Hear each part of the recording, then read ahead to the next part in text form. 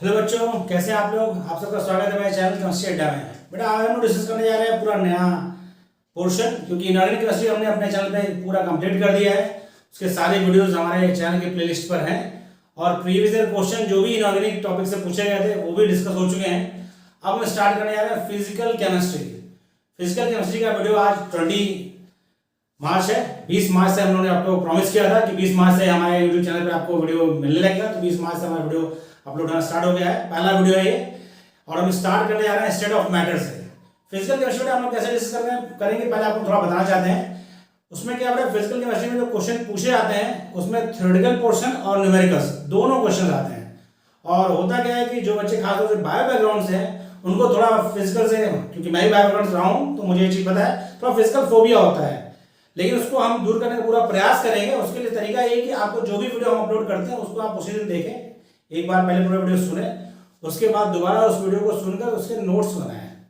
Notes बनाएंगे तो आप उसे लिखेंगे तो चीज़ें आपको धीरे याद होंगी। बात नंबर 1। बात नंबर 2 क्या है, जो थ्योरेटिकल क्वेश्चन आता है बेटा वो कॉन्सेप्ट बेस पे होता है। तो कॉन्सेप्ट बेस पे क्वेश्चन रहेगा और आपको टू द पॉइंट चीज याद रहेगी, आपने उसे पढ़ा है, उसे अप्लाई किया है तो टू द पॉइंट आप आंसर दे पाएंगे। वरना रॉन्ग क्वेश्चन करेंगे तो पीजीटी में तो नेगेटिव मार्किंग नहीं है, लेकिन जीआईसी में नेगेटिव मार्किंग की बात है तो वहां पर नेगेटिव मार्किंग नहीं भी होती तो भी आपका नुकसान है, क्योंकि यदि आपने क्वेश्चन पढ़ा और आपको याद है तो आपका एक क्वेश्चन बढ़ेगा। और यदि आपने बिगर पढ़े लगा दिया या चुक्का मारा या फिर आपने गैस लगाया तो आपका एक क्वेश्चन का नुकसान होगा, क्योंकि सही हो भी सकता है नहीं हो सकता है, लेकिन आपने पढ़ के लगा, आपने तैयार कर रखा है तो 100% सही होगा ही होगा। तो हम लोग कैसे डिस्कस करेंगे, हमारा प्रयास ये रहेगा कि हम पहला लेक्चर हमारा होगा वो होगा प्योर थ्योरी का, फिर उसके बाद अगले लेक्चर में क्या होगा, थोड़ा थ्योरी फिर क्वेश्चंस होंगे। हम एक तरफ से पढ़ाते जाएंगे और उस पर बेस्ड क्वेश्चन कराते जाएंगे। बस में ये होगा बेटा कि हर लेक्चर में क्वेश्चन तो न्यूमेरिकल ऐसा जरूरी नहीं है, होता है पहले लेक्चर में सिर्फ थ्योरी हो, मतलब कॉन्सेप्ट आपको बताए जाएंगे, उन कॉन्सेप्ट पे क्वेश्चन हम नेक्स्ट लेक्चर में डिस्कस करेंगे। उसके बाद जब चैप्टर कंप्लीट हो जाएगा तो पूरे चैप्टर्स पर को बेस बनाकर जो भी क्वेश्चन आपके प्रीवियस ईयर में आए हैं जीआईसी में और पीजीटी में उसको हम डिस्कस करेंगे बारी बारी। और जब आप पूरा एक बार तैयार कर लेंगे, आप हमारे साथ जुड़ के जब पूरा चैप्टर कंप्लीट करेंगे तो जब हम क्वेश्चन लगाएंगे तो आपको समझ आएगा अरे ये तो बहुत आसान क्वेश्चन था। तो बस ये चीज़ है, क्योंकि आप वो चीज़ पढ़ते नहीं है या वहाँ तक आप सोच नहीं पाते या सोचते हैं ध्यान नहीं रहता है। जो भी चीज़ें हों, जो भी आपकी कमियां हैं या फिर जो अप्रोच करने में दिक्कत होगी, मेरा पूरा प्रयास रहेगा कि आप उस तरह अप्रोच करें कि क्वेश्चन आपको हो, वो मेरा पूरी कोशिश रहेगी। तो ये सब बातों से हम लोग स्टार्ट करते हैं अपना पहला टॉपिक या पहला चैप्टर स्टेट ऑफ मैटर्स। उसमें हम लोग स्टार्ट करेंगे पहले फोर्सेस से, क्योंकि हम बात करने जा रहे हैं मैटर्स की। तो मैटर्स का वो जनरली को पता है, जो बेसिक स्टेट है वो 3 स्टेट है, सॉलिड लिक्विड गैस।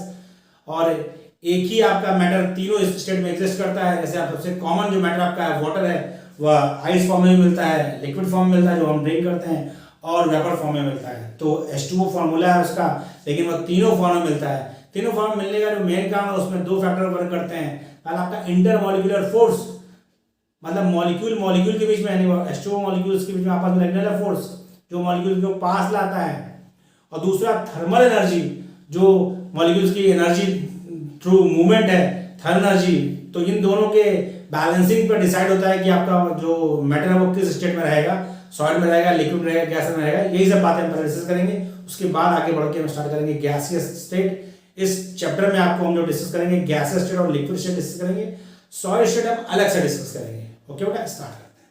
थोड़ा हम स्टेट ऑफ मैटर देखेंगे। पहला फोर्स आपका इंट्रामॉलिक्यूलर फोर्स। टर्म समझिए पहले, इंट्रामॉलिक्यूलर फोर्स का मतलब बेटा bond exist with in molecule, मतलब मॉलिक्यूल के अंदर जो बॉन्ड लग रहे हैं यानी बिटवीन एटम्स, बिटवीन आयंस, उन्हें कहते हैं इंट्रामॉलिक्यूलर फोर्स। क्या कहते हैं बेटा उसको? Intramolecular force.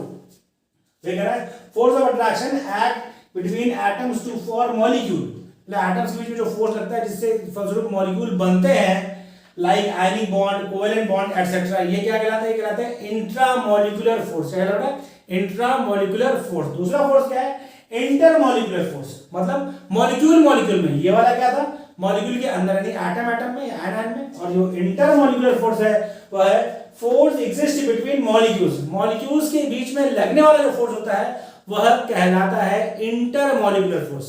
टर्म सुनिए, इंटरमॉलिक्यूलर और इंट्रामॉलिक्यूलर, टर्म से ध्यान रखिएगा। इंटरमॉलिक्यूलर फोर्स कहते हैं उसको, पता है क्या होता है? देखिए, intermolecular force are physical force which act between neighbouring bonded molecules. जो अगल बगल आपके मॉलिक्यूल्स होंगे उनके बीच में फोर्स लगता है वह कहलाता है इंटरमॉलिक्यूलर फोर्स। आगे बढ़ते हैं। Intermolecular force are weaker than intramolecular force. जो इंटरमॉलिक्यूलर फोर्स होता है वह इंट्रामॉलिक्यूलर फोर्स से क्या होता है बेटा, वीक होता है। ये ध्यान रखिए, आपसे पूछा जाए क्वेश्चन की इंटरमॉलिक्यूलर फोर्स और इंट्रामॉलिक्यूलर फोर्स में कौन सा फोर्स वीक होता है, तो आपका जो इंट्रामॉलिक्यूलर फोर्स है वह आपका स्ट्रांग होगा और इंटरमॉलिक्यूलर फोर्स आपका क्या होगा, वीक होगा। आगे बढ़ते हैं बेटा। यदि हम बेसिकली क्लासिफाई करें तो इंटरमॉलिक्यूलर फोर्स जो होते हैं आपके वो टू टाइप्स के हैं।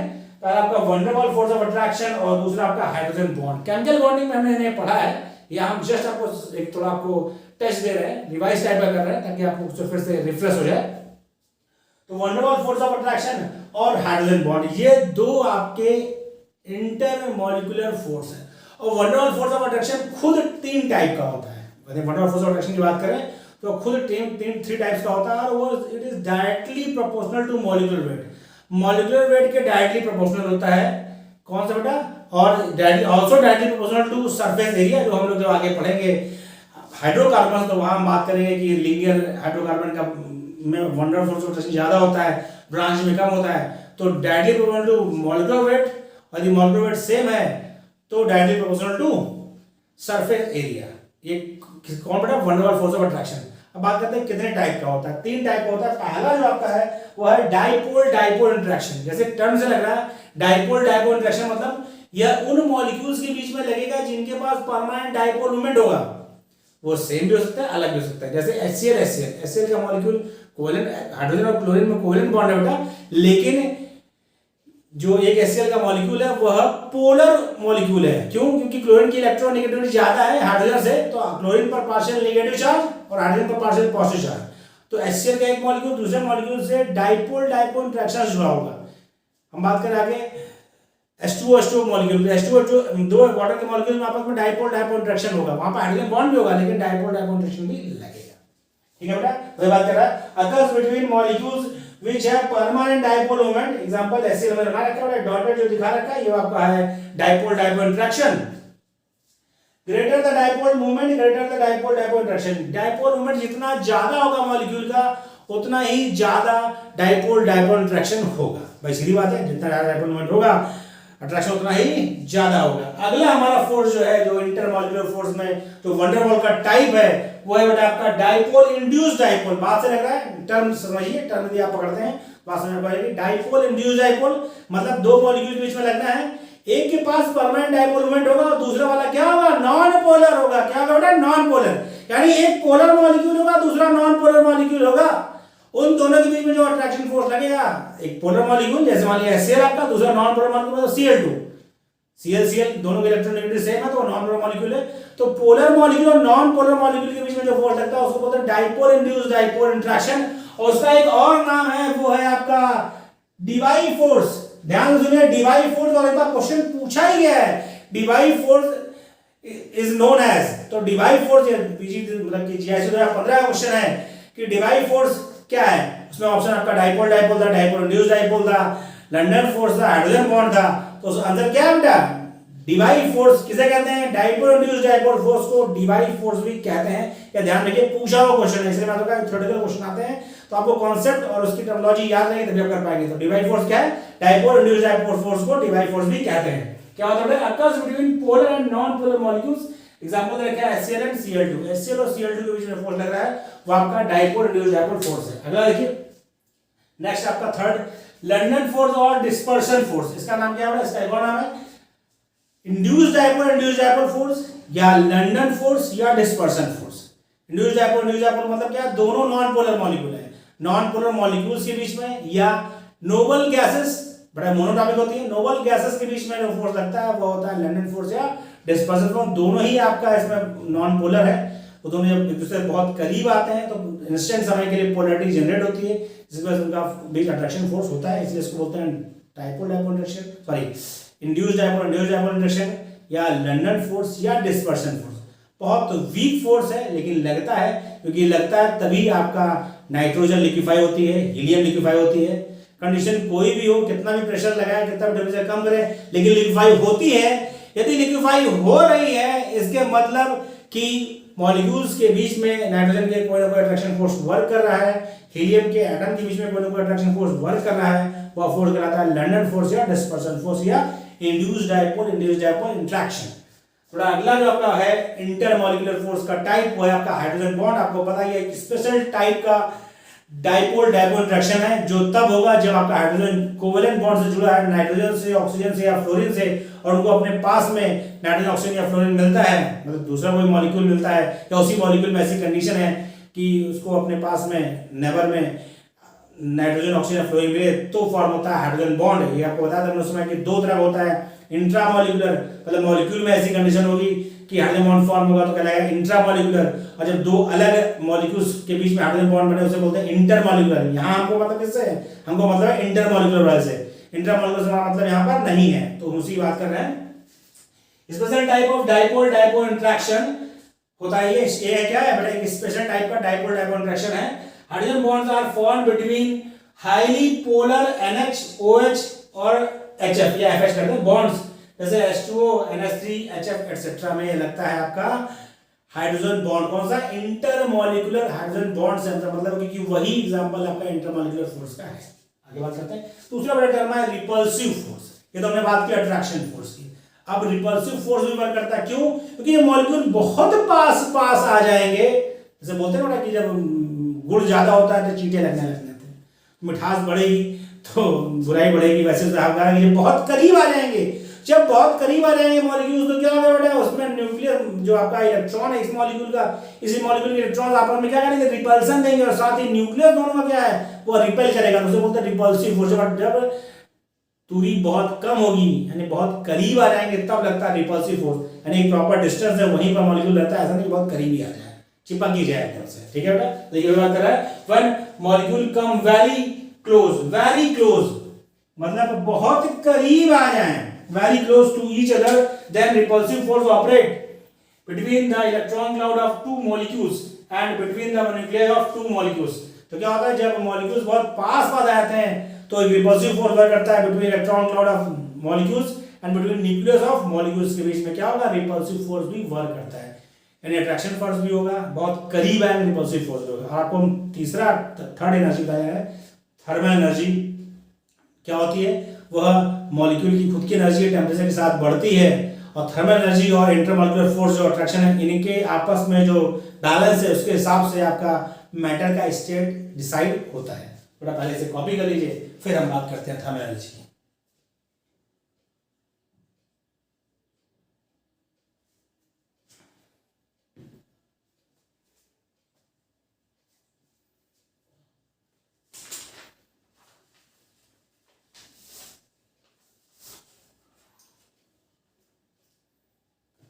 कॉपी कर लिया बेटा। अब बात करते हैं थर्मल एनर्जी की।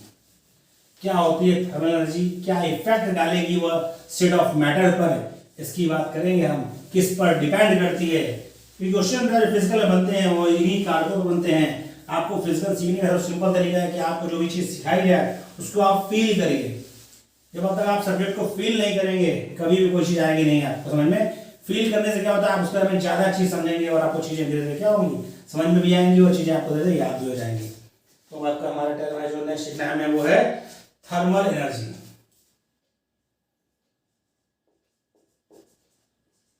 थर्मल एनर्जी, थर्मल एनर्जी क्या होती है थर्मल एनर्जी बेटा, एनर्जी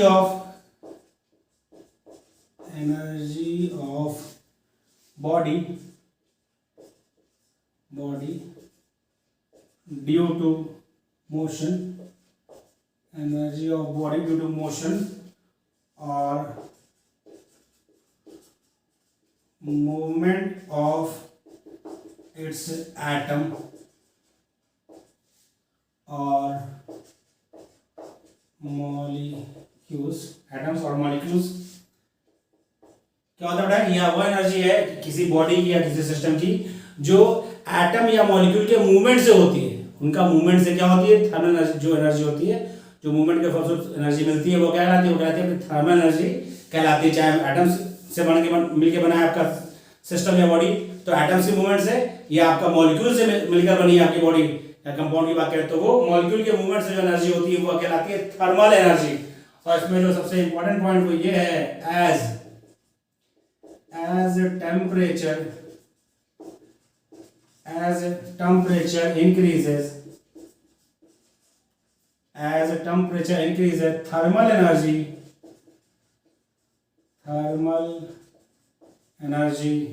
इंक्रीजेस। यानी जैसे जैसे टेम्परेचर बढ़ाते जाएंगे थर्मल एनर्जी बढ़ती जाएगी। जैसे टेम्परेचर बढ़ाते जाएंगे थर्मल एनर्जी क्या हो जाएगी, बढ़ती जाएगी। तो इससे क्या होगा, इससे फायदा क्या, मतलब इसका प्रभाव क्या पड़ेगा। सो काइनेटिक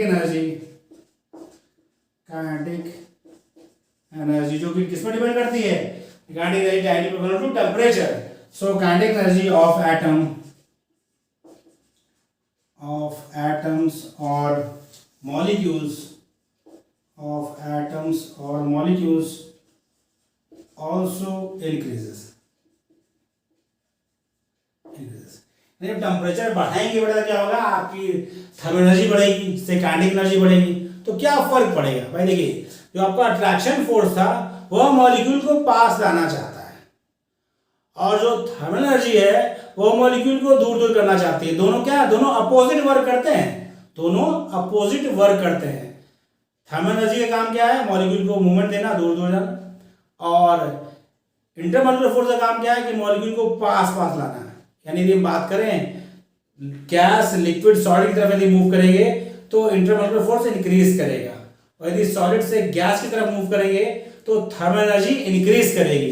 यानी यदि हम बात करें गैस लिक्विड और सॉलिड, यानी इधर से इधर जाने पे क्या हो रहा है बेटा, आपका intermolecular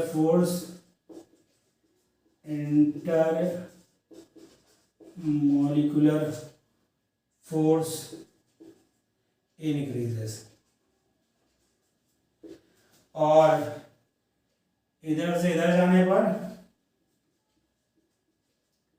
thermal energy increases. Okay, but gas से ज्यादा इंटरमॉलिक्यूलर फोर्स, मतलब गैस में जो गैसेस स्टेट में आपका कोई मैटर होगा उसमें एटम्स या मॉलिक्यूल्स के बीच में फोर्स ऑफ अट्रैक्शन सबसे कम होगा, नेग्लिजिबल होता है। लिक्विड में अट्रैक्शन बढ़ा, intermolecular force of attraction. Solid में सबसे ज्यादा होता है इंटरमॉलिक्यूलर फोर्स ऑफ अट्रैक्शन। यदि हम थर्मल एनर्जी की बात करें तो सॉलिड की थर्मल एनर्जी मिनिमम है, और जब सॉलिड से लिक्विड में आया तो थर्मल एनर्जी इंक्रीज हुई, और गैसियस में थर्मल एनर्जी क्या होती है, एटम्स की मैक्सिमम होती है, एटम्स या मॉलिक्यूल की मैक्सिमम होती है। तो वही बात कर रहे हैं हम, क्या कह रहे हैं बेटा, intermolecular force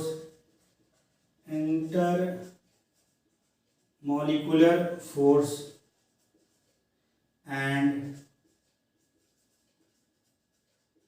thermal energy, intermolecular force and thermal energy have opposite effect,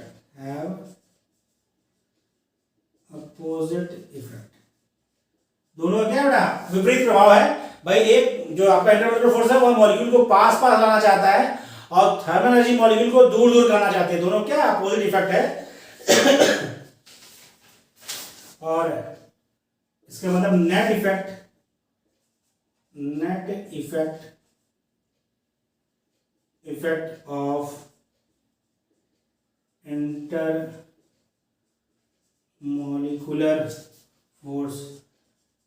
effect of intermolecular force and thermal energy decides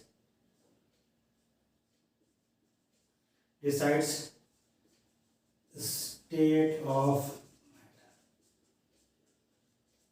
यानी जो इंटरमॉलिक्यूलर फोर्स आपका मॉलिक्यूल के बीच में अट्रैक्शन बढ़ा रहा है और जो थर्मल एनर्जी मॉलिक्यूल्स के बीच में अट्रैक्शन कम कर रही है, उनके बीच का जो नेट इफेक्ट होगा, मतलब जो कुल रिजल्टेंट इफेक्ट होगा, वह डिसाइड करेगा कि मैटर आपका सॉलिड स्टेट में रहेगा कि लिक्विड स्टेट में रहेगा। वैसे कॉपी कर लीजिए, फिर हम डिस्कस करते हैं।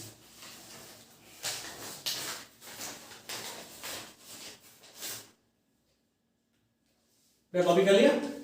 अब हम स्टार्ट करेंगे गैसियस स्टेट की। तो आपने समझ लिया है कि दो तरह के फोर्स हैं, एक आपका इंटरमॉलिक्यूलर फोर्स, दूसरा आपका thermal energy. Intermolecular force molecule को पास लाना चाहता है, थर्मल एनर्जी मॉलिक्यूल को दूर दूर रखना चाहती है। थर्मल एनर्जी डिपेंड करती है टेम्परेचर पे। तो सीधी बात है, आपका जो यदि आपको आइस मिलती है तो क्या हुआ, आइस में वाटर मॉलिक्यूल के बीच में अट्रैक्शन फोर्स सबसे ज्यादा होता है, इंटरमॉलिक्यूलर फोर्स ऑफ अट्रैक्शन ज्यादा होगा। जब आपका आइस फॉर्म में वाटर रहेगा, उससे आप जब आप फ्रिज से बाहर निकालते हैं क्या, फ्रिज में टेम्परेचर बहुत कम होता है, बाहर निकाला तो क्या टेम्परेचर, रूम टेम्परेचर यदि बात करें तो 25 डिग्री टेम्परेचर बढ़ा। टेम्परेचर बढ़ा तो क्या हुआ, काइनेटिक एनर्जी मॉलिक्यूल्स की बढ़ी, वाटर मॉलिक्यूल की, तो वो क्या हुआ, धीरे धीरे बर्फ पिघलने लगती है। काइनेटिक एनर्जी बढ़ गई तो क्या हो गया, मॉलिक्यूल की एनर्जी बढ़ रही है मूवमेंट वाली, तो अब कन्वर्ट इसमें हो गया, वो लिक्विड में कन्वर्ट हो गया। वही वाटर आपने यदि गैस स्टोव पर रख दिया, गैस ऑन कर दिया, तो जब फ्लेम देंगे आप उसे, तो क्या होगा, फ्लेम देकर आप उसे क्या कर रहे हैं, अपना एनर्जी तो दे रहे हैं, थर्मल एनर्जी दे रहे हैं। तो उसे आप हीट कर रहे हैं, तो थर्मल एनर्जी के साथ क्या काइनेटिक एनर्जी बढ़ेगी, काइनेटिक एनर्जी बढ़ेगी तो क्या होगा, वो वेपर फॉर्म में कन्वर्ट होगा। धीरे धीरे बॉइलिंग होती है तो क्या होगा, फिर आपका जो लिक्विड वाटर था वह वाटर वेपर में कन्वर्ट होता है, क्योंकि आप क्या कर रहे हैं, आप उसकी थर्मल एनर्जी इंक्रीज कर रहे हैं हीट करके। तो थर्मल एनर्जी बढ़ती जाएगी तो फोर्स ऑफ अट्रैक्शन घटता रहेगा, फोर्स ऑफ अट्रैक्शन घटता रहेगा तो मॉलिक्यूल क्या है, सॉलिड से लिक्विड, लिक्विड से गैस में कन्वर्ट होगा। ठीक है बेटा, तो हम डिस्कस करने जा रहे हैं गैसेस स्टेट, जो आज हमारा टॉपिक है, जो मेन चैप्टर स्टार्ट करना है हमको, वो क्या है, gases state.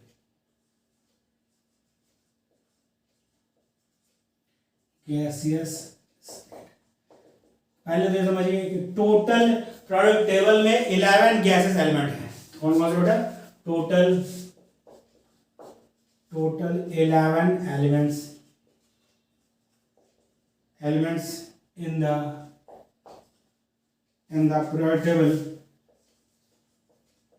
periodic table exist in gaseous state। Total 11 element है बेटा periodic table में, जो गैसेस स्टेट में एग्जिस्ट करते हैं। कौन कौन सा बेटा, देखिए बात करें तो देखिए हाइड्रोजन, और कौन है, नाइट्रोजन, फिर ऑक्सीजन, फिर फ्लोरीन, फिर क्लोरीन, ये तो ये हो गए। ठीक, 5 है। इसके बाद 6 की 6 नोबल गैस, उसका नाम बेटा नोबल गैसेस है सारी की सारी, यानी और कौन, फिर आपका helium, neon, argon,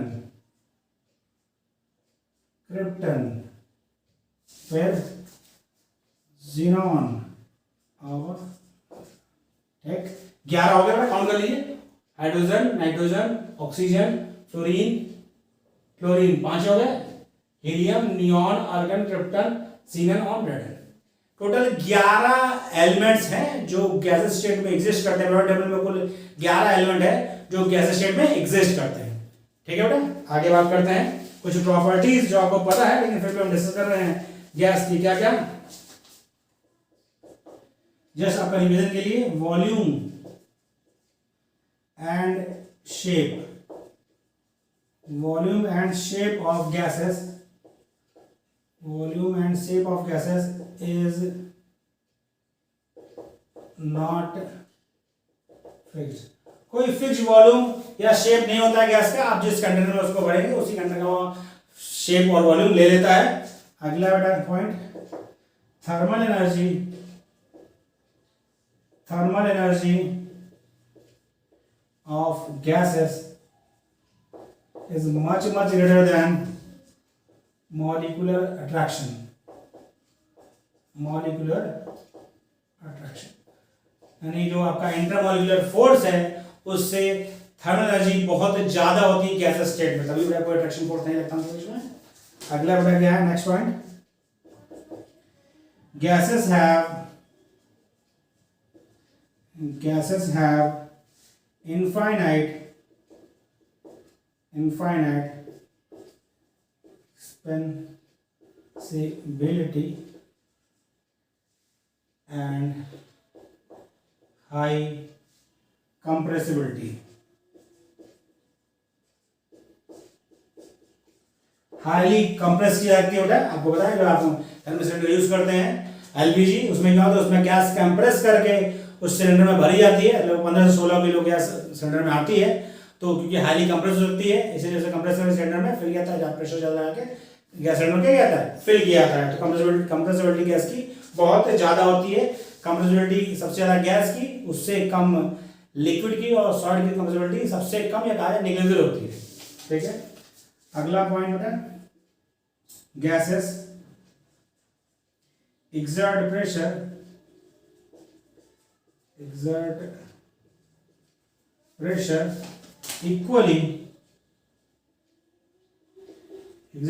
equally in all direction,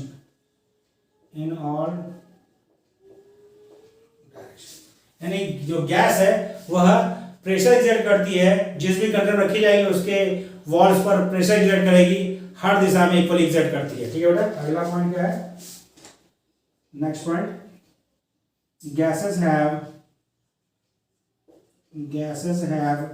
much lower density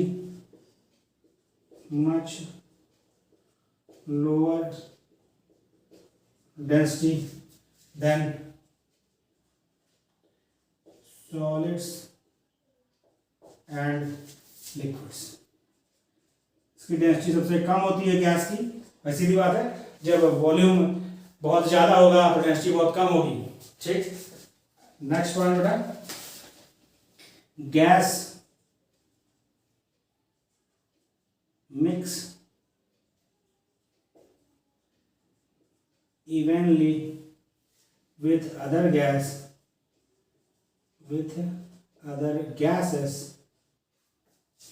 and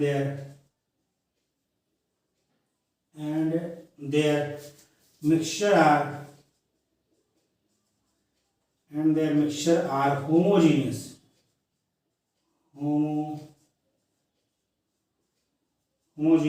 in composition। मतलब क्या होता है बेटा, सिंगल फेज सिस्टम होता है। कंपोजिशन क्या होता है बेटा, गैसेस जो होती है आपस में मिक्सेबल होती हैं, मिक्स होकर होमोजेनियस मिक्सचर बनाती हैं, यानी कि सारे के सारे गैसेस फेज में रहेंगे। तो ये प्रॉपर्टीज आपकी गैस की है जो आपको पता है, लेकिन जस्ट मैंने आपको रिमाइंड कराया। क्या, volume and shape of gases is not fix. Gas का कोई फिक्स वॉल्यूम या शेप नहीं होता है। जिस भी कंटेनर में आप कंप्रेस करके भरेंगे फिल हो जाएगी एक लिमिट तक, और उसी कंटेनर का शेप ले लेगी। अगला क्या होता है, thermal energy of gases is higher than molecular attraction. Thermal energy gas की बहुत ज्यादा होती है as compared to molecular attraction के। अगला पॉइंट बोला गया, gas have infinite expansibility and high compressibility. बड़ा आप गैस को रिलीज करते हैं तो वो जितना भी बड़ा एटमॉस्फेयर है, स्पेस रहे, वहां एक्सपेंड हो जाती है, फैल जाती है। और उसे यदि कंप्रेस करें तो बहुत छोटे एरिया में, बहुत छोटे वॉल्यूम में वो कंप्रेस भी हो जाती है। अगला पॉइंट क्या है, gases exert pressure equally in all direction. Gases pressure exert करती हैं, यदि आप उसको किसी कंटेनर में रखते हैं तो कंटेनर की वॉल पर क्या होता है, प्रेशर एक्सर्ट करती हैं, प्रेशर लगाती हैं, दबाव लगाती हैं। अगला पॉइंट क्या होगा, gases have much lower density than solid and liquid. Gas की डेंसिटी सॉलिड लिक्विड से बहुत कम होती है, क्योंकि उनके मॉलिक्यूल्स बहुत दूर दूर होते हैं। बड़ा क्या है, मास बहुत एक निश्चित मतलब कि आयतन में मास ऑफ गैसेस बहुत कम होता है, नेग्लिजिबल होता है, बहुत कम होता है, डेंसिटी बहुत कम होगी। लगभग क्या होता है, gas mix evenly with other gases and their mixture are homogeneous in composition. बड़ा गैसेस जो दो या दो से ज्यादा तरह की गैसेस आपस में मिक्स हो जाती हैं इवनली, और एक होमोजेनियस मिक्सचर बनाती हैं, मतलब वो इक्वली डिस्ट्रीब्यूटेड होती है। क्या होती है, इक्वली डिस्ट्रीब्यूटेड होती है। तो ये कुछ कॉमन प्रॉपर्टीज हैं गैस स्टेट की, जो आपको जानकारी रखनी होती है, आपको जानकारी होगी भी, इसको आप जस्ट रिवाइज कर लीजिए, फिर आगे हम पढ़ते हैं। अगला टर्म डिस्कस करते हैं, नजर हो गया आपका। नेक्स्ट हमारा टर्म है ट्रिपल पॉइंट। ट्रिपल पॉइंट बड़ा सुनने से लग रहा है आपको, ट्रिपल मतलब तीन, पॉइंट मतलब क्या है, यह वह पॉइंट है टेम्परेचर या प्रेशर का वह स्थिति है जिस पर तीनों स्टेट ऑफ मैटर यानी सॉलिड, लिक्विड और गैस, तीनों स्टेट एग्जिस्ट करेगी किसी मैटर की, वह उसका ट्रिपल पॉइंट कहलाएगा। क्या कहलाएगा, ट्रिपल पॉइंट, यानी वह स्थिति है, पॉइंट है जिस पर मैटर के तीनों स्टेट एग्जिस्ट करते हैं, वह उस मैटर का ट्रिपल पॉइंट कहलाता है। तो ये बात करते हैं ट्रिपल पॉइंट की। ट्रिपल पॉइंट की बात हम लोग कर रहे हैं। क्या बेटा, पॉइंट एट विच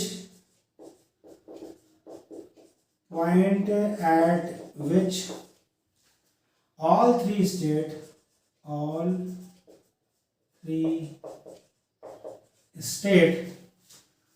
यानी कौन कौन सी, solid, liquid and gases exist,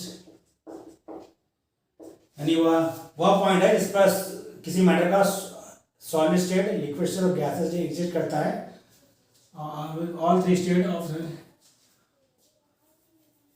of matter, ये सही होगा बेटा, ऑफ मैटर एग्जिस्ट, वह क्या कहलाता है, वह ट्रिपल पॉइंट कहलाता है। तो देखिए एग्जांपल, फॉर वाटर, जल के लिए, for water it is at 0.0098 degree centigrade and 4.58 mmHg, यानी जल के लिए ट्रिपल पॉइंट क्या बेटा, 0.098 डिग्री सेंटीग्रेड या 4 पॉइंट मतलब एंड इतना टेम्परेचर हो और इतना प्रेशर हो तो तीनों स्टेट वाटर की एग्जिस्ट करेगी, सॉलिड, लिक्विड, गैस, तीनों स्टेट एग्जिस्ट करेगी, यानी वो उसका ट्रिपल पॉइंट होगा। और कुछ पॉइंट आपको जो ध्यान रखने हैं वो ये है, एटमॉस्फेरिक प्रेशर, एटमॉस्फेरिक प्रेशर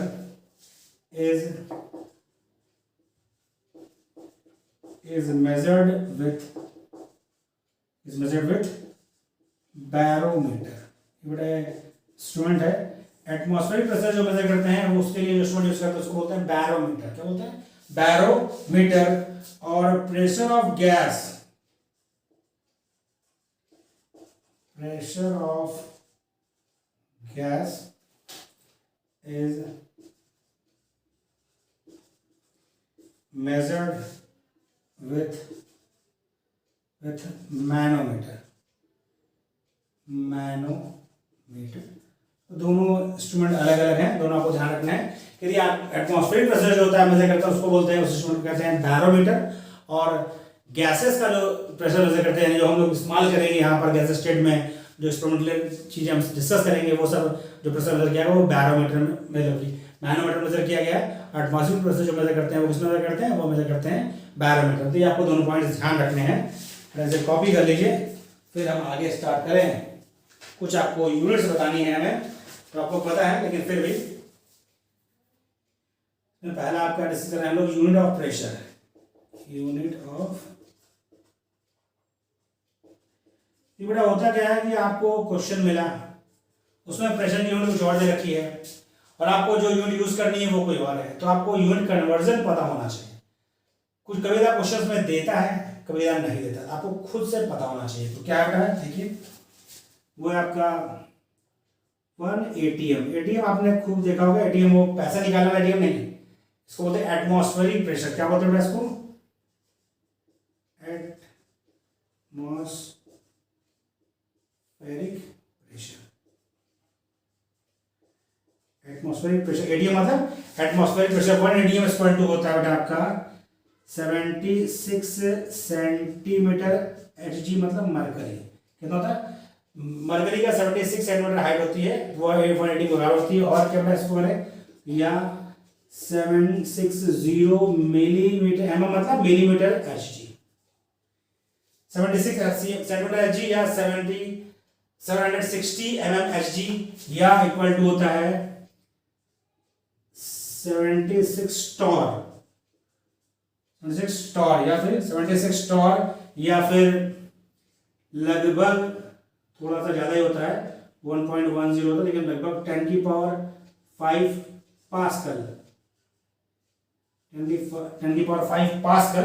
सिर्फ पास्कल आपका SI यूनिट है, मतलब सॉरी MKS यूनिट है, SI यूनिट कहते हैं उसको। तो ये होता है आपका न्यूटन पर मीटर स्क्वायर, न्यूटन पर मीटर स्क्वायर, यानी न्यूटन मीटर स्क्वायर, मीटर की पावर -2, ये होता है न्यूटन पर मीटर स्क्वायर। ये पास्कल है, MKS यूनिट है, SI यूनिट है। तो आपको ध्यान रखना है कि 1 एटमॉस्फेयर यानी 1 एटीएम इक्वल टू होगा आपका 76 सेंटीमीटर Hg, या 760 mm Hg, या 760 टॉर, या लगभग 10 की पावर 5 पास्कल, या न्यूटन पर मीटर स्क्वायर। ये आपको कन्वर्जन ध्यान रखना है। और एक और कन्वर्जन है, ये आपका ये बेटा 1 बार, बार भी प्रेशर यूनिट है, इक्वल टू जो होता है वो होता है आपका 0.986 ATM। ठीक है, हम लोग ज़्यादा इसको 1 ATM यूज़ करेंगे, लगभग 1 ATM होता है, हम लोग इसे एज अ 1 ATM ही यूज़ करेंगे। तो बार में दिया हो तो ये होता है, आपको ध्यान रखना है लगभग 1 ATM में करके यूज़ करते हैं। मेडिकल्स वगैरह हम 1 ATM करके यूज़ करेंगे, तो लगभग है, यदि आप बात करें तो 0.9 है, ये 8 से ज़्यादा है, ये आपका ज़्यादा है, तो इसका लगभग 1 मान लेते हैं। ये ध्यान रखना, ये कन्वर्जन आपको पहले से पता होना चाहिए। क्वेश्चन में आता है तो आपको जिस यूनिट में कैलकुलेशन करना हो, कन्वर्जन आपको पहले से पता होना चाहिए। आगे हम बात करते हैं टेम्परेचर की।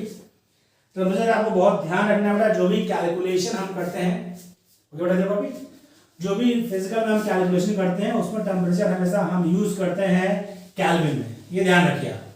आपको डिग्री सेंटीग्रेड में देगा, उसे आपको केल्विन में कन्वर्ट करना है। उसके बाद क्या ध्यान रखना है, केल्विन में दे रखा है तो द गुड है। फिर आपको जो आंसर दिया जाएगा, आंसर में आप इसका खास ध्यान रखेंगे बेटा कि कैलकुलेशन तो आप केल्विन में कर रहे हैं, लेकिन ऑप्शन वो किस में दे रखा है, केल्विन में दिया है तो उसको चूज करेंगे, और उसमें यूनिट पर ध्यान रखेंगे। कुछ तो आपको क्वेश्चन करना है, उसमें आपको केल्विन में आपने कन्वर्ट किया, ऑप्शंस दे रखा है उसने डिग्री सेंटीग्रेड में, तो आप केल्विन को डिग्री सेंटीग्रेड में कन्वर्ट करके आंसर ऑप्शन देखेंगे, क्योंकि वो ऑप्शन जो देगा वो केल्विन वाला ऑप्शन में डिग्री सेंटीग्रेड बना के दे देगा, क्योंकि 4 ऑप्शन बनाने हैं ना बेटा उसे, तो आपको कंफ्यूज करना है। तो ये ध्यान रखिए, जब क्वेश्चन सॉल्व करेंगे तो केल्विन में यूज करेंगे, और जब आंसर देंगे तो देखेंगे यूनिट क्या है, आंसर जो आपको दे रखा है वो केल्विन में दिया है या डिग्री सेंटीग्रेड में दिया है। इसका बहुत ध्यान रखेंगे।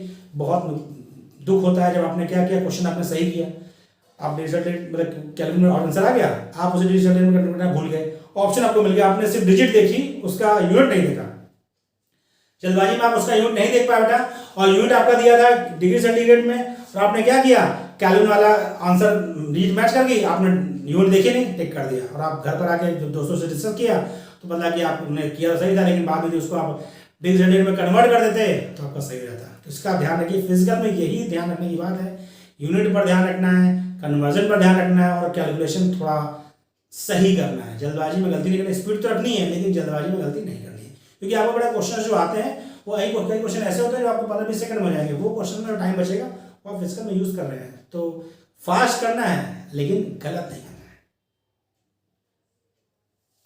तो हम बात कर रहे थे बेटा टेम्परेचर की, तो देखिए टेम्परेचर आपका क्या है, टेम्परेचर जो हम यूज करेंगे, टेम्परेचर जो हम यूज करेंगे, टेम्परेचर जो भी हमें यूज करना है वो आपका 0 डिग्री सेंटीग्रेड का मतलब होता है आपका 273.15 केल्विन होता है, ठीक। लेकिन जो हम यूज करेंगे उसे मान के 273 केल्विन नहीं करेंगे, ओके, कैलकुलेशन में। यानी आपको यदि T डिग्री सेंटीग्रेड दे रखा है तो आपको T प्लस 273 केल्विन आपका होगा, ओके। ये ध्यान रखना है, क्वेश्चन जब भी करना है इस चीज का ध्यान रखना है। इसी के साथ हम लोग गैस लॉ स्टार्ट करते हैं, फिर गैस लॉ डिस्कस करते हैं। तो आपका पहला जो लॉ है वो है बॉयल्स लॉ, आपको पता है बॉयल्स लॉ। बॉयल्स लॉ क्या कहता है बेटा, कहता है at constant temperature, at constant temperature volume of a given mass of gas is inversely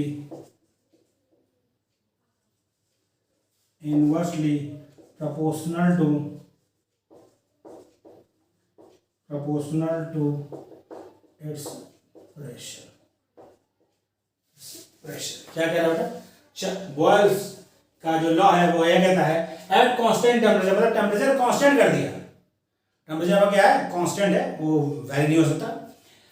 volume of a given mass of gas, और बेटा क्या है, मास फिक्स है यानी अमाउंट फिक्स है, या कहा जाएगा आपका नंबर ऑफ मोल फिक्स है, ठीक, वो आपका फिक्स है, टेम्परेचर फिक्स है और नंबर ऑफ मोल फिक्स है, ठीक। फिर क्या लिखे, volume of a given mass of gas is inversely proportional to its pressure. जो वो गैस का वॉल्यूम है वो उसके प्रेशर के इनवर्सली प्रोपोर्शनल है, या कहा जाए प्रेशर बढ़ाएंगे तो वॉल्यूम घटेगा, या प्रेशर घटाएंगे तो वॉल्यूम बढ़ेगा। उसको रिलेशन की बात करें तो आपका P is inversely proportional to 1/V करें, या आपने बोला था वॉल्यूम से, कहा था तो वॉल्यूम से अप्लाई होता है इसको, वॉल्यूम पूछने का, volume inversely proportional to P cross जाएगा बेटा, तो PV इक्वल टू क्या हो जाएगा, कांस्टेंट, क्या हो जाएगा, कांस्टेंट। यदि हम इसको दो इनिशियल और फाइनल स्टेट में करें तो आपका जो रिलेशन आता है वो आता है P1V1 इक्वल टू P2V2, क्या आता है, P1V1 इक्वल टू P2V2, ये आपका क्या है, ये आपका है इनिशियल, कब, एट इनिशियल, और ये क्या होता है eight final, P1V1 equal to P2V2। इसको आप थोड़ा इस तरह समझिए, आप थोड़ा ये दूसरा समझना चाहे तो थ्योरेटिकली आप समझ सकते हैं, मतलब कैसे, बेटा ये आपका प्रेशर लगा है, यहाँ आपकी गैस भर रखी है, ठीक, जब आप क्या करेंगे, प्रेशर मतलब प्रेशर क्या है, प्रेशर लग रहा है, यहाँ से क्या अप्लाई हो रहा है, यहाँ से अप्लाई हो रहा है प्रेशर, क्या अप्लाई हो रहा है, प्रेशर। ये आपका क्या है बेटा, ये आपका वॉल्यूम है, क्या है, वॉल्यूम है।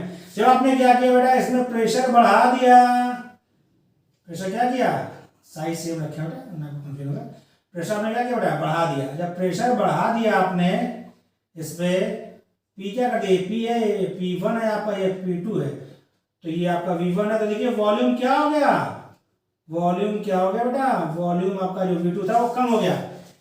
P1 इज गेट का pressure, P1 is less than P2 है भाई, P1 कम है प्रेशर, P2 प्रेशर पर क्या ज्यादा बढ़ा है, तो प्रेशर बढ़ाया थोड़ा, क्या वॉल्यूम घट गया ना, वॉल्यूम क्या हो गया, घट गया भाई, प्रेशर आप बढ़ाएंगे वॉल्यूम कम होगा, क्योंकि गैस कंप्रेसिबल होती है, हमने पहले था गैस क्या है, हाईली कंप्रेसिबल है, तो हाईली कंप्रेसिबल है तो क्या होगा, कंप्रेस की जाती है, कंप्रेस किया है उसका वॉल्यूम क्या हो जाएगा, कम हो जाएगा। तो रिलेशन क्या है वॉल्यूम और प्रेशर में, कब, जब टेम्परेचर आपका कांस्टेंट हो और अमाउंट आपका फिक्स हो, तो रिलेशन इनवर्स का है, यानी यदि प्रेशर बढ़ेगा तो वॉल्यूम घटेगा, या प्रेशर घटेगा तो वॉल्यूम बढ़ेगा। जैसे हमने क्रॉस मल्टीप्लाई कर लिया तो एक कांस्टेंट होगा, तो दो रिलेशन की बात करें, P1V1 इक्वल टू P2V2 हो जाएगा, रिलेशन आपको ध्यान रहना चाहिए, कॉपी कर लीजिए। फिर अगला हम करें नेक्स्ट लॉ, इधर हो गया बेटा, नेक्स्ट लॉ आपका क्या होगा, चार्ल्स लॉ।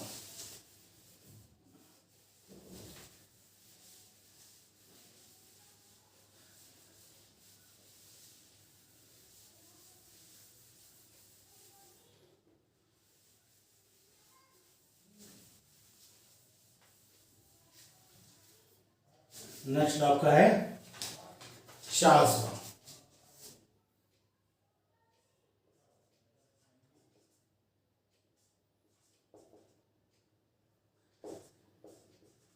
चार्ल्स लॉ ये क्या कहता है बेटा, ये कहता है at constant pressure, at constant pressure, at constant pressure volume of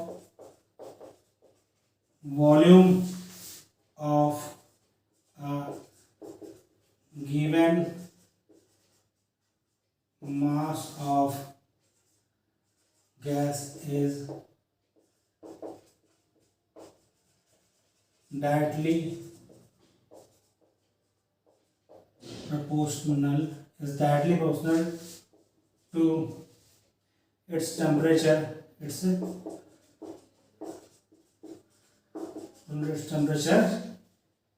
in Kelvin। बहुत ध्यान से समझिए बेटा, प्रेशर कांस्टेंट है, अमाउंट भी क्या है, कांस्टेंट है, रिलेशन क्या है, डायरेक्टली प्रोपोर्शनल, यानी V प्रोपोर्शनल टू T, या V by T equal to constant, या इसको हम दो केस में करें, V1 by T1 equal to V2 by T2, क्या होगा, V1 by T1 equal to V2 by T2, या इसको करें तो V1 by V2 equal to T1 by T2। ये 1 2 क्या है, 1 2 आपका केस है, इनिशियल स्टेट को हम याद रख 1 मानते हैं, और फाइनल स्टेट को क्या मानते हैं, 2 मानते हैं। तो V1 क्या है, इनिशियल वॉल्यूम, V2 क्या है बेटा आपका, फाइनल वॉल्यूम, T1 क्या है बेटा आपका, इनिशियल टेम्परेचर और T2 क्या होगा आपका फाइनल टेम्परेचर। ओके, वैसे आपका P1 P2 क्या था? P1 आपका था इनिशियल प्रेशर,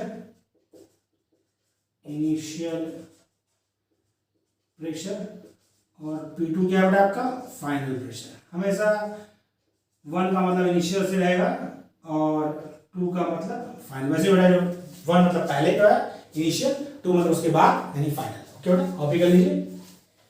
फिर आगे हम नेक्स्ट और डिस्कस करते हैं।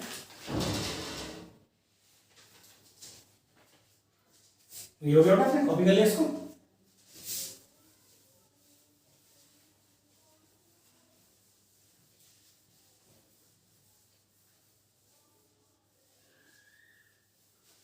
नेक्स्ट आपका है गैलू-शॉक law.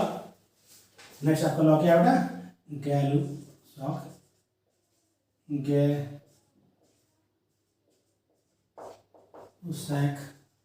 Law.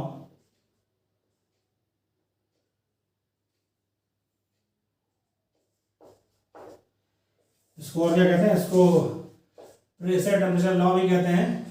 Pressure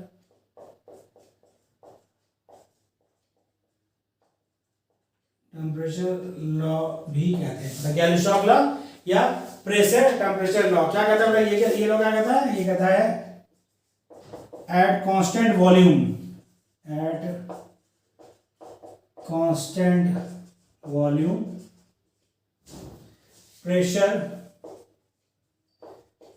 pressure of a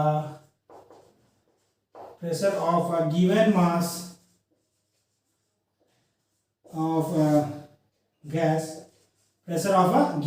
of gas increases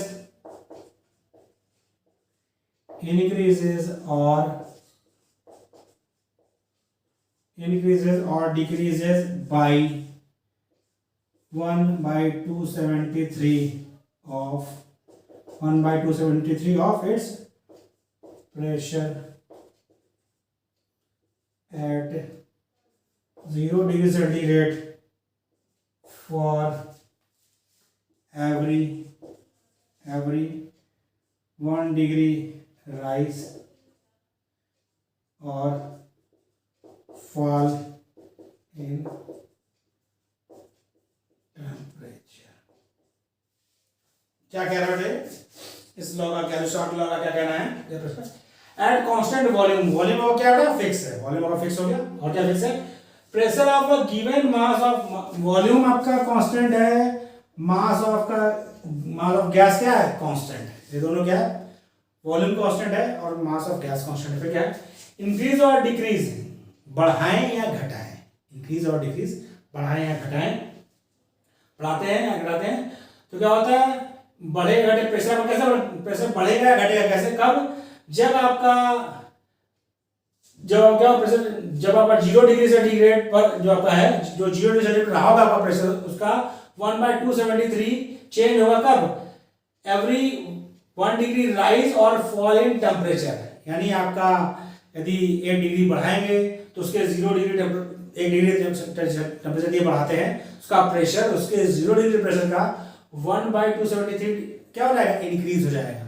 यदि 1 डिग्री घटा देंगे तो उसका प्रेशर उसके 0 डिग्री सेंटीग्रेड का 1/273 क्या हो जाएगा? डिक्रीज हो जाएगा। तो यहाँ पे हमने क्या रखा बेटा? वॉल्यूम कांस्टेंट है आपका, मास ऑफ गैस कांस्टेंट है। और ऐसी कंडीशन में जो प्रेशर आपका क्या है, यदि प्रेशर ऑफ जो गैस है वह इंक्रीज या डिक्रीज करेगा, कितना करेगा? 1/273 degree for with respect to 0 degree pressure. 1 degree बढ़ाएंगे तो 0 डिग्री प्रेशर का 1/273 बढ़ेगा। 1 डिग्री घटाते हैं तो 0 डिग्री प्रेशर का 1/273 क्या होगा? डिक्रीज करेगा। इसका मतलब रिलेशन क्या हुआ? रिलेशन आपका हुआ P1/T1 equal to P1/T1 equal to P2/T2। ये 3 लॉ आपके हैं, बॉयल्स लॉ, चॉस लॉ, गैलू-शॉक लॉ। और इन तीनों को मतलब कि मिक्स करके या समराइज करके जो आपका नेक्स्ट लॉ है वो आइडियल गैस इक्वेशन बना आपका। वो क्या होगा आपका? Ideal gas equation. और अब अवोगाड्रो लॉ बताना आपको। ये हो गया बेटा इधर, तो कॉपी कर लिया। अवोगाड्रो लॉ बता दें।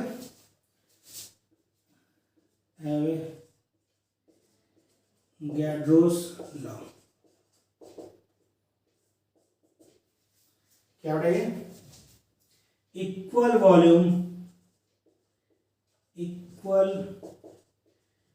Volume of all gases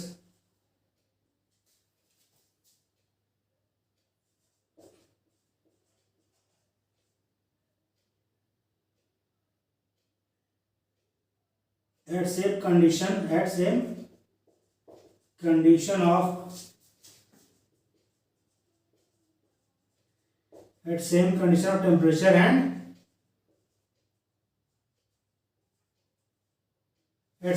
of temperature and pressure have same number of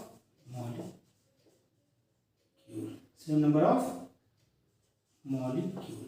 क्या कर रहा है, यदि जो दो गैसेस हैं, दो ज्यादा गैसेस हैं, वो उनका इक्वल वॉल्यूम है तो same condition of temperature pressure में उनमें नंबर ऑफ मॉलिक्यूल्स भी क्या होंगे, सेम होंगे. नंबर ऑफ मॉलिक्यूल क्या होंगे, सेम होंगे. इसको उसका समझिए. जैसे आपका एसटीपी पर 22.4 लीटर आप मेथेन लें चाहे 22.4 लीटर आप ऑक्सीजन लें, दोनों में जो आपका नंबर ऑफ मॉलिक्यूल्स होंगे वह एवोगाड्रो नंबर के बराबर ही होंगे. यदि आप उसको कम कर दें, 11.2 लीटर आप लें मेथेन, 11.2 लीटर आप लें नाइट्रोजन गैस एट एसटीपी, तब भी दोनों में नंबर ऑफ जो मॉलिक्यूल्स होंगे मेथेन के या नाइट्रोजन के वह क्या होंगे, 0.5 एवोगाड्रो नंबर के बराबर दोनों में होंगे, क्योंकि हाफ मोल हो गया दोनों का. जब हाफ मोल है तो नंबर ऑफ मॉलिक्यूल भी क्या होंगे, हाफ एवोगाड्रो नंबर के बराबर होंगे. ठीक, ओके बेटा, तो बता दूंगा. अब बात करते हैं आइडियल गैस इक्वेशन की. उस पर हम लोग बात करेंगे, उसमें क्या क्या चीज़ आपको ध्यान रखनी है उसकी बात करते हैं. कॉपी कर लिया था आपने? चलिए हम लोग बात करते हैं आइडियल गैस इक्वेशन की.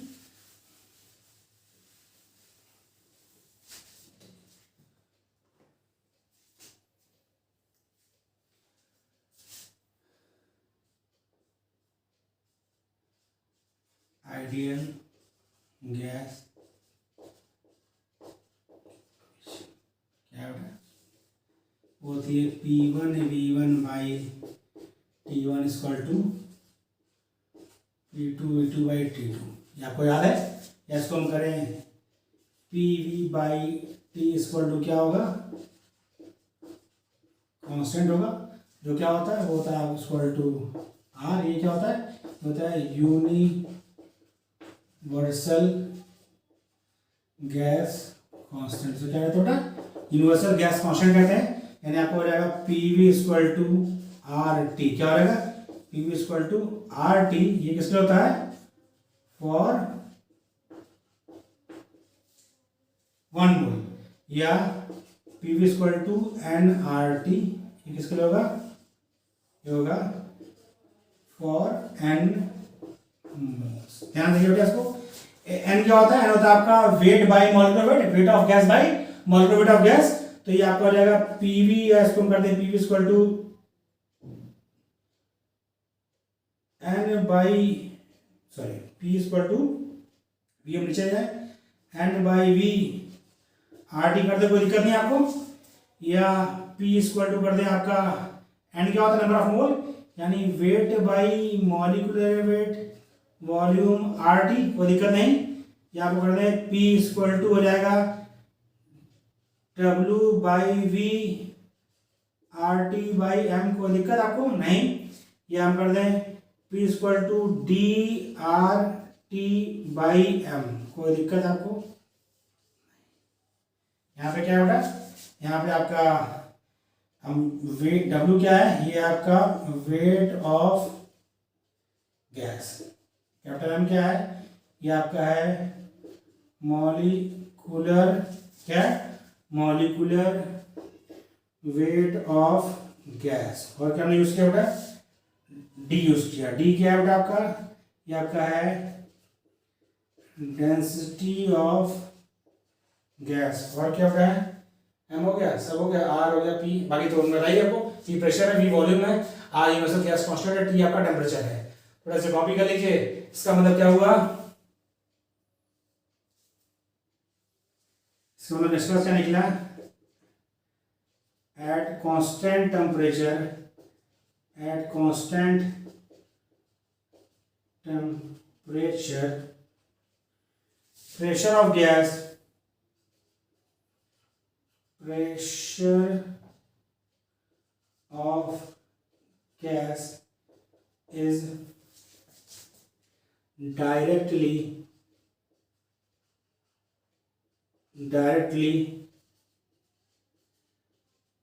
proportional to its density।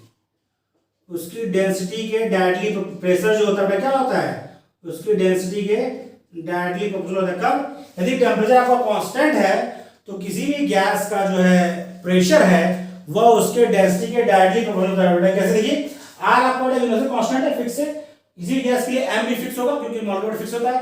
तो ये दोनों तो कांस्टेंट है, तो वैल्यू क्या करेगा, टेम्परेचर ने कांस्टेंट कर दिया।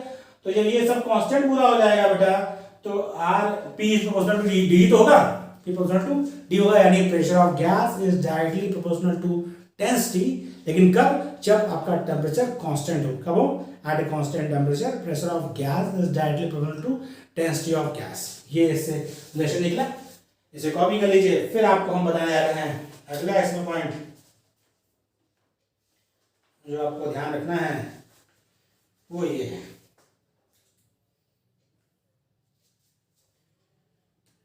तो कॉपी कर लिया आपने उस साइड में।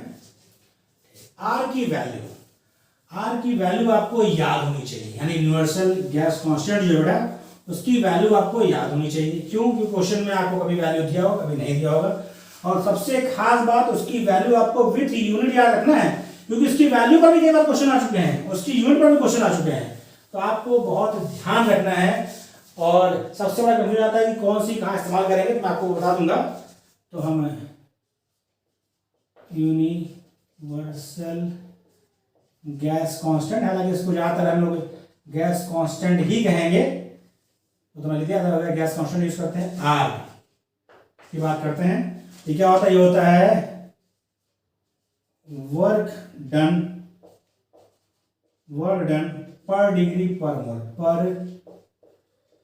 डिग्री पर मोल। पहली बात तो इसका डेफिनेशन आप याद रखिए, ये क्या होता है, वर्क डन पर डिग्री पर मोल। अब हम यूनिट की बात करें तो बहुत ध्यान समझिए। आर की यूनिट देखिए बेटा, 0.0821 ये होती है कब, लीटर एटीएम पर केल्विन पर मोल। बहुत ध्यान रखिए बेटा। और होती है 0.083 लीटर बार पर केल्विन पर मोल। और क्या होती है बेटा, 8.314 जूल पर केल्विन पर मोल, या लगभग 2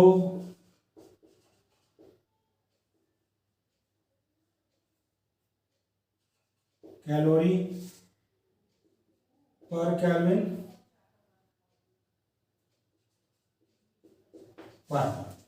ये 4 यूनिट है बेटा गैस कांस्टेंट की, जो आपको चारों याद रखनी है। बेटा देखिए, पहली क्या है, 0.0। ये आपको पॉइंट दिख ना रहा हो तो मैं थोड़ा बड़ा बना दूं, क्योंकि आपको पॉइंट का ध्यान रखना है बेटा, क्योंकि ऑप्शन जो मिलेंगे वो ऐसी फॉर्म में मिलेंगे, आपको पॉइंट ध्यान रखना है। क्या है, 0.0821 लीटर एटीएम पर केल्विन पर मोल।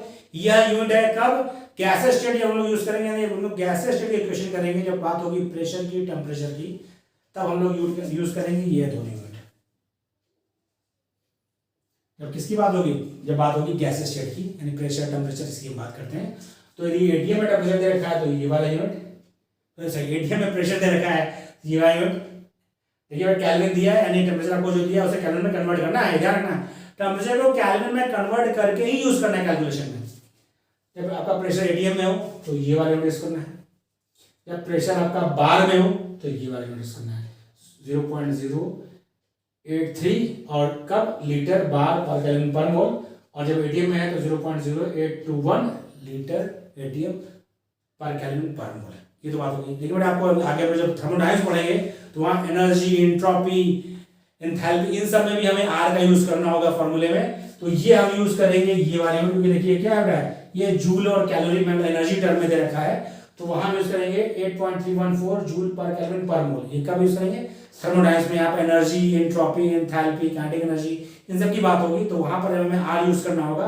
तो हम ये वाला यूनिट यूज करेंगे, कौन सा? 8.314 जूल पर केल्विन पर मोल, या कैलोरीज में कन्वर्ट करना है, कैलोरी में आपको दे रखा है एनर्जी, है उस टर्म में आपको करना है, तो लगभग 2, क्योंकि आपको 4.2 एक होता है, एक कैलोरी बराबर लगभग 4.2 जूल होता है, तो लगभग ये आपका 2 के करीब आया, क्योंकि लगभग आपको 4.2 मतलब 8.4 हुआ, तो लगभग से मान लेते हैं लगभग ये होता है 1.98, लेकिन इसको लगभग 2 मैंने मान लिया, 2 कैलोरी पर केल्विन पर मोल। तो ये 4 टर्म में है आर की वैल्यू, आपको चारों विथ यूनिट याद रहनी चाहिए, क्योंकि यूनिट वाला भी क्वेश्चन इस पे आ चुका है। तो बेटा यहाँ थोड़ा आपको फिजिकल में ही बात है, आपको चीजें ध्यान रखनी है, समझना है, और तीनों कॉन्सेप्ट यूज करने हैं। तो आज के लेक्चर में यहाँ पर रोक रहे हैं, इसके बाद हमारा जो अगला लेक्चर होगा, लेक्चर 2 जो होगा, उसमें हम लोग ग्राम्स लॉ ऑफ डिफ्यूजन पढ़ेंगे। आपको हम पहले बता रहे हैं, ग्राम्स लॉ ऑफ डिफ्यूजन पढ़ेंगे, और उसी लेक्चर में हम लोग अभी तक जितनी चीजें पढ़े हैं उस पर क्वेश्चन डिस्कस करेंगे, ताकि आपको जो कॉन्सेप्ट पढ़ाया गया है वो हम लोग उसे यूज करें और हमारा कॉन्सेप्ट और अच्छे से बिल्डअप हो। आपको हमारा वीडियो कैसा लगा बेटा कमेंट में जरूर से जरूर मैसेज करें, क्योंकि उससे होता क्या है, टीचर जब पढ़ाता है तो जब अच्छा रिस्पॉन्स मिलता है तो उसका भी एनर्जी इंक्रीज होती है, उसको एनर्जी मिलता है। आपको वीडियो अच्छा लगे तो कमेंट में मैसेज करें, और ज़्यादा लाइक और शेयर करें। बेटा यदि अभी तक आपने मेरे चैनल को सब्सक्राइब नहीं किया, प्लीज़ सब्सक्राइब करें। इस सब्सक्राइब करने का फायदा क्या होता है कि आपको वीडियोस की अपडेट तुरंत मिल जाती है, और आपकी तैयारी एकदम लगातार होती रहती है। वरना होता क्या, फिर आपको बूस्टअप होने में समय लगता है, फिर आपको वीडियो नहीं आपने सब्सक्राइब किया, आपको नोटिफिकेशन नहीं मिला, आपको समय लगता है सबने अपलोड किया कि नहीं किया। लेकिन यदि आपने सब्सक्राइब कर रखा है, जैसे में आज हमारा वीडियो अपलोड होगा आपके पास नोटिफिकेशन आ जाएगा, और आप उसी के साथ तैयारी में लगे रहेंगे। ओके बेटा, थैंक यू।